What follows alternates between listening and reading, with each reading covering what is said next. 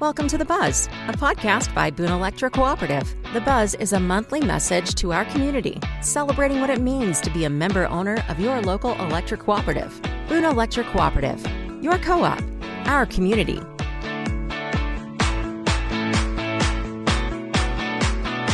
Welcome back to The Buzz. I'm Zach Smith, Communications Specialist at Boone Electric Cooperative, and on this month's program, we're going to discuss to a little bit greater depth the Boone Electric Community Trust. And here to help us do that is one of our trustees, Morgan Corder. Morgan, welcome to the show. Thanks, Zach. Appreciate you having me. So as of this episode's air date, we're going to be gearing up for, at least as far as this go-around is concerned, your second official meeting as a trustee, but you're far from being a newcomer to the board. Tell us, where did this journey start for you? Yeah, absolutely. Thanks, Zach. I've been fortunate to serve as a trustee previously and as a reader previously. So I live here in Columbia and graduated from Mizzou. And after I graduated, was contacted by folks here at the cooperative and asked me to join as a reader. And so I was familiar with the trust's goals and the cooperative family previously from my family's experience, actually. And so I was a little bit familiar with what a reader entailed and what the trust was. And so I was really honored to be asked as a reader to join. And so I read applications for the trust for a few years and then was fortunate enough to be asked to join as a trustee. And so joined as a trustee and served in that role here for the Boone Electric Trust for a couple years. And then life and a career change took me to St. Louis for all of 8 months, and then came back to Columbia because I missed this community so much. And so we moved back, and I was asked again to join as a reader. And so I was happy to do that and read some applications for the trust. And then just last year was asked to join back again as a trustee. And so it's great to be back on the trust. I'm super fortunate to serve in this role. And that's a little bit about the story and how I got reconnected to the trust. Well, you mentioned an important part there that after you'd graduated, you were asked by some folks here to contribute as far as being a reader for the trust. But you have to have some qualifications to be asked to do that. So how did you get linked up with those folks? I mean, what made them reach out to you? Sure. I always have taken a strong interest in community service and trying to give back where I can. And so when I graduated from Mizzou, I sort of made it a mission to try and get involved with the community as much as I could because I felt like the community had poured into me quite a bit. And so it was a good way to pay it forward. And so I got to serve on the Boone Extension Council, actually, and served on that council for a while. And that really got me connected with folks here locally in the community. I also served a lot with the Mizzou Alumni Association as a young alumni ambassador and different roles there. And so through those roles, I sort of met different community leaders. And then in my professional career, I got to know folks. And like I mentioned, I'm very familiar with the cooperatives because of familial connection. And so I sort of just ran into someone one day at a 1 Million Cups meeting at Ready and got to learn a little bit more about the trust. And that was sort of what sparked that initial conversation. And here we are today. It's interesting that you say that because you're not the first person who I've heard sort of allude to the fact that, you know, even though Columbia is obviously a large city by most places in Missouri standards, it has that kind of small town feel. The same faces tend to rotate through some of the same places when you talk about community involvement. Absolutely. Yeah, we found that, and that was one of the reasons that drew us back to Columbia, really. Why was it important for you to re-engage with the trust? Because part of this, I mean, obviously, like we mentioned, you have to have some qualifications to be considered, you know, for people to reach out to you to be a reader, and certainly for members of the Boone Electric Cooperative Board to want to appoint you to the trust. But you also have to be willing to do it. Sure. So why was it important for you to kind of re-engage with that? Yeah, I'll go back pretty far, I think. So I was really fortunate to grow up in a home that knew what the electric cooperatives were. My dad worked for a company called NISC that provides software for rural electric cooperatives around the country. Okay. I always have grown up knowing what a cooperative was. We never actually lived on a line ourselves, and growing up in St. Charles, we were served by an investor owned utility. I knew what a cooperative was, but I was never really part of it the same way as I am now. And so I saw the way that my dad was able to engage with sort of the cooperative family, like we always talk about it, and it just really always inspired me. And you could tell the difference between the investor owned and the cooperative mission and the goals of how they serve their customers. And so it was always important to me because the cooperatives, I think, I always say, like, put food on our tables. They put me through college. Like, they really gave us a lot. And so this is a way that I think I can give back to them because of all that they've done for my family. I remember growing up, all the trips that, the linemen would take down to the Caribbean and to help people out there. I remember we held a lemonade stand whenever Hurricane Katrina hit, and we sent the money to the electric cooperatives down there. Like, it was just always something that was important to our family. And so to be connected in this role now, I'm so fortunate because the cooperatives did so much for us. And so it's just really cool to be able to be here in this experience. My dad's retired. He worked for NISC for over 45 years. Wow. It was just part of our life always. And so to be connected now, when we later then moved back to Columbia, our first home here in Columbia was on the line. That was a priority for me. The second home here is on the line. And so it's really cool for me to be able to pay my utility bill to a cooperative now because I always knew about it growing up, but we never did that with the investor out. And so it's important to me. And I always joke our houses will always be on the line wherever they end up being in the world. So yeah, that's a little bit of the history. You have that same story that a lot of people do. I knew about the cooperatives when I was younger. For a lot of people, it's because, mom and dad were members of the cooperative, or grandma and grandpa, were watching me one day in the summer and took me to the annual meeting. Right. But for you guys, it was different because your dad worked for a cooperative, just not for the electric cooperative. Correct. He worked with the electric cooperatives. Correct. And just like any good cooperative employee, worked there for 45 years. That's incredible. It's a unique story, I think. NISC is sort of a cooperative of cooperatives, is the way that they always like to describe it. And my dad started in the night shift in the billing department as he was going to college. And so he worked his way up through the ranks at NISC. He was, I think, employee number 11 when NISC originally started, and now it's thousands of employees. And what's unique about his experience, I think, is when he started at NISC in the billing department in the night shift and grew, it was also the same time as many of the CEOs across the state started in their roles at cooperatives, and they also started in similar lower roles. And so he grew throughout the cooperative sort of hierarchy there, or family, if you will, and grew in his career the same time that others had grown in their careers. And so when he retired as regional business manager for the electric cooperatives, many of the colleagues that he started with 40 years ago were now in roles as CEOs across the country and across the state of Missouri, and Quiver River and Boone Electric and all these different places. And so that was a really cool experience too, because a lot of the CEOs across the state I've known sort of as family friends that Dad had met 50 years ago. And so it's just a really cool, you talk about the cooperative family, that is what it means. It's people and familiar faces that are working to help, our communities. And that's what I think is so special about it. So it's a really unique story, I think, and something I'm really grateful for. Well, and it's interesting that it also, there's so much of it that's familiar. You talk about your dad starting out in the night shift in the billing department. Yeah. And of course, anybody in the cooperative world has heard those stories about somebody who, they too at one time were just a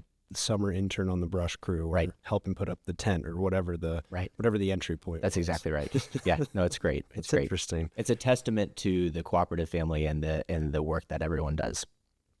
So as a refresher for folks listening, because it has been a few months since we discussed the trust with Kelly back in the fall, each of the 9 members who serve on the trust is also serving as a chairperson for a specific committee. That's right. Covering different categories or aspects of the types of projects and organizations who would apply for funding from the trust. What committee do you oversee? Yeah, so I'm currently serving as the community development chair. Okay. And what kind of projects does that committee evaluate, and what are you kind of generally looking for when you all are reviewing applications with the readers? Sure, absolutely. I think we all see ourselves as stewards of contributions from members, and so we're always very diligent to make sure that the funding that we provide to organizations across the service territory is being used appropriately and is really making a difference. And so I think one of the things that is really unique about the trust is we don't fund day-to-day operations necessarily. We don't fund salaries. We don't contribute those things because there's a lot of other organizations that do that work, which is very important work. But I think what makes the trust unique is that we look for opportunities to provide capital improvements, to provide things that make the experience of an organization better and make their impact greater. And I think that's what's really unique and why we have so many applicants come into the trust to look for funding, because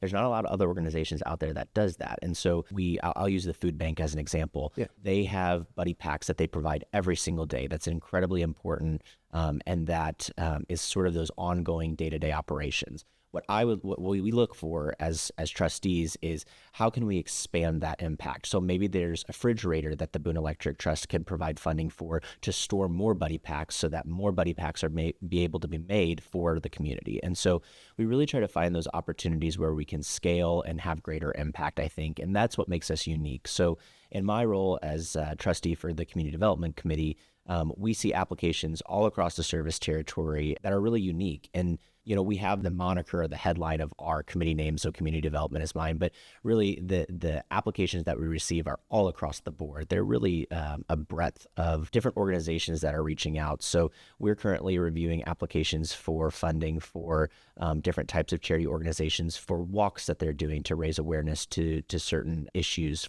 There's an aspect to it that's when you think about what the types of things are that you all get requests for, and kind of talking about that delineation between what's day-to-day operations and what's something that's more project-specific. A version of this that we hear a lot is, well, the van that we use to transport people to doctor's appointments or something broke down. We're 25 years old, we've got to replace it, those kinds of things, which are really something that can make or break a budget for some of these organizations in a year. It's expensive. And if you think about that, and to use your example, Zach, if someone's car breaks down and they're not able to provide that critical service of what they're doing, that could stop the entire mission of an organization. Yes. And so that's what's really unique, I think, about the trust, is because we can serve as that bridge to make sure that they can continue to do the important work that they're doing. So yeah, it's great. And that's what's so unique, I think, about the trust and why it's so important to the community. And of course, that's just there's a million versions of that. There are, and that's what I love about the trust, is I learned so much about our community. Mm-hmm. And that is what's so unique that I don't think that I appreciated before joining the trust, is there are so many good people doing good things in Boone County and across our service territory. And so in this role, you get to see the great work that you're doing, that's being done in the community, and get to support it and scale it and improve it however you can. And that's the cool thing, is because I learn something every day when I read through these applications for funding, because there's just some amazing people doing amazing things in our community. When you're a trustee, when you're one of the chairpersons of one of these committees, what are the kind of qualities that you're looking for in a reader? What makes a quality reader for the trust when they're looking over these applications? Yeah, I think a couple of things come to mind. Someone who's familiar with the community, I think, is always very important. There's nothing better than a personal recommendation. And so if someone has an experience with one of these organizations in the community, say, hey, this is a very credible organization that's doing important work. I've benefited from it. My family's benefited from it. My neighbors have benefited from it. That goes a long way in that credibility, I think. And so having readers that are experienced with that and sort of have a understanding of the community and the fabric of our community and what people are doing is always very, very beneficial. I would also say just someone who can sit down and really go through the financials of an organization and understand sort of what red flags maybe exist out there to say, hey, this organization is doing a lot of great work, but unfortunately, they're not in a financial position to be able to continue that long term. And so if we were to provide funding for, say, a van like we talked about earlier, unfortunately that van's not going to be in use next year because this grant that they have is going to go away or something like that. Sure. Thinking about that broadly, I think, is very important, and being diligent. And then also just someone who has attention to detail. I think that's also very important, and can see through an application to say, okay, this applicant is specifically asking for this. This is an accurate reflection of what the cost may be for what they're requesting or things like that. That really helps us make sure that we're being diligent and being good stewards of our members' dollars that they're sending us through Operation Roundup and Capital Credit. So those are all things that I think make a good reader. That's something that you hear reflected around the table a lot when you all are discussing some of these applications and trying to come to a decision, is just that breadth of local knowledge that the nine of you plus sort of the readers supporting you, even though they're not necessarily in the room at the meeting, you guys all kind of pitch into that conversation, even though it's one person presenting each Yeah. application, so to speak. You guys all have a little bit of local knowledge or specific knowledge even to the organization, Right. or other funding sources. That's exactly right. And we're really fortunate to have such experienced and integral members of our trust that have been community leaders, historically. And that's really helpful because, again, it goes back to the credibility, the personal experience that someone's had with an organization. That goes a long way. One of the things we ask for on our application is for an applicant's board members, the people who serve on an applicant's board, and also the applicant's sort of reference letters. And we use that very frequently. I often will call those members and ask about the organization. And, when you get an application and someone's listed there as the executive director of a nonprofit or something like that, that's an applicant. It's always helpful to call them, but it's also very helpful to call the board members or sort of the folks that they referenced as supporters to get a better sense of sort of, okay, this is the internal sort of version of the story that they're telling us and the work that they're doing. Let's get the external story of it too. And a lot of times that can even make that can make our decision a lot easier because it's like, man, look at the impact that these guys are having. Not only are they saying this, but these other community leaders are saying this about them. So that's always something that we pay attention to. And I think the other trustees who are very well-respected leaders in our community, a lot of times know some of these folks, like I said, have experience with these organizations. And so that goes a long way to have those conversations, I think. And the trustees take their role very seriously. I think up to this point, we've been able to give away $4.7 million since 1997. And while that's a lot of money, it's a finite amount of money too. And so we take very seriously that we can't just fund everything as much as we wish we could. Sometimes we can't. And so we have to be good stewards of those dollars and make sure that we're making the best decisions. And I think the trustees, as you referenced, do a really good job going around the table and being very critical of the applications and making sure that it has the biggest impact that we can. That's also where I think being on the applicant side of things, as thorough as you can in those applications and really following the instruction. It sounds simplistic, but when you tell that story, it makes it easier for you all if there's a question or if you're on the fence about something. Because I've heard a lot of cases where, like you said, you guys are also looking at the numbers for the trust and you have all these requests coming in. You've got to balance both of those things at the end of the meeting. And sometimes you can't give the entire amount that someone's asking for, but you find ways to give them partial funding so that you're still, like you mentioned earlier, furthering that mission. That's right. But still being good stewards of the finite amount of dollars that are coming in. That's right. The golden kindergarten rule: follow the rules on the paper. It's important. There's a reason that every question is on the application and why we're asking it. And so I always encourage applicants that if you have questions, reach out. We're happy to help facilitate that application if we can. But completing those applications are incredibly important to be thorough, to have as much information on there as possible so that we can make an informed decision. And I'm glad you mentioned the partial funding. We have a lot of applicants that shoot for the stars in their application, and they should. I think that's very important. We want to be aspirational. We want to see applicants who think that they can make a bigger impact. I think that's important. But what the trust does, which is really unique, I think, is that if you have a $5,000 applicant who's looking for funding, maybe we can't give that full $5,000 amount for one reason or the other, but we could provide $2,000 or we could provide $3,000 or somewhere in between. And that's really unique, I think, because I think that shows that we're being critical, we're being thoughtful, and really making sure that we can stretch those dollars as far as we can to make as best impact as we can. But the partial funding gives us an opportunity, I think, to support some folks, maybe not all the way, but in other ways that we can.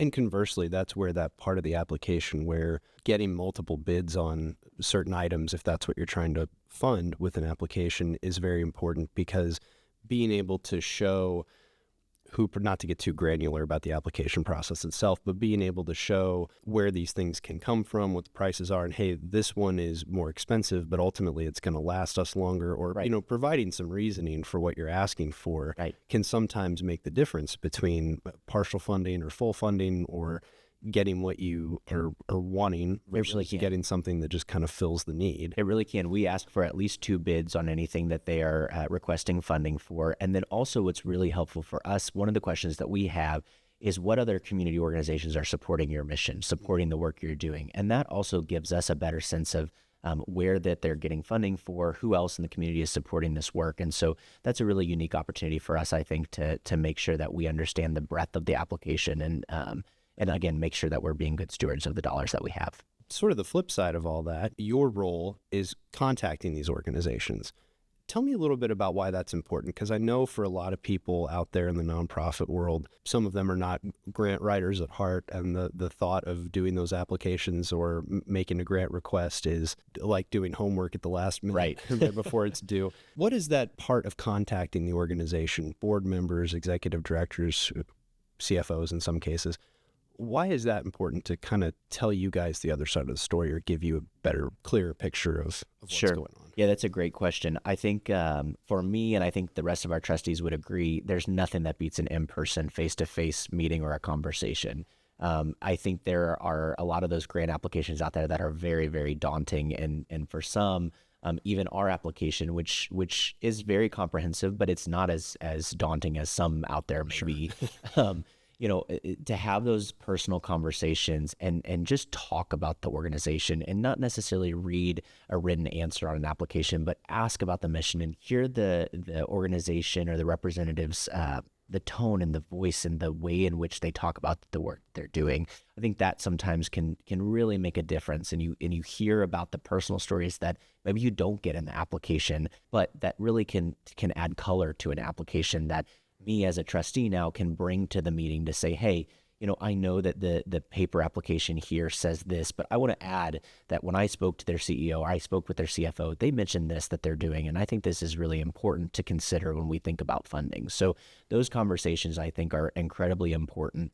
I also think it gives us an opportunity as trustees to explain what we're trying to do for our community with the funding that we have. And I think that's really important too. While the applicants can talk about their request, we can talk about what the goal of the trust is to them so that they can better align their work with what we're trying to do. And one of the things that I really try to stress when we talk to applicants is we need your help to get the word out about the Boone Electric Community Trust. So as important as it is for you to apply, and we'll go through this process, if you're receiving funding, please share that message with others so that we can help others in the community. Oftentimes, I try to find opportunities where we can add the Boone Electric Community Trust logo to the work that we've done, whether it's a magnet or a sticker or whatever it is, just somehow so that the community knows that this is what the Boone Electric Community Trust provided. This was the work that we were able to do and support so that others can see it and benefit from it and learn about the opportunities that exist within the community and that we can do more work in the future. And also, it's kind of similar to what we do with our cycle and youth tour delegate application process. The written response or the essay response is an important part of a process, but it is one dimension of that process. And sometimes, like you mentioned, that in-person, not necessarily an interview, but those in-person meetings or interactions tell you a bigger story. They do. And with the advent of artificial intelligence and ChatGPT, and you want to make sure you're getting a real personal response and not just something that someone put in ChatGPT. Yeah, unfortunately, the world that we live in. That's right. Yeah.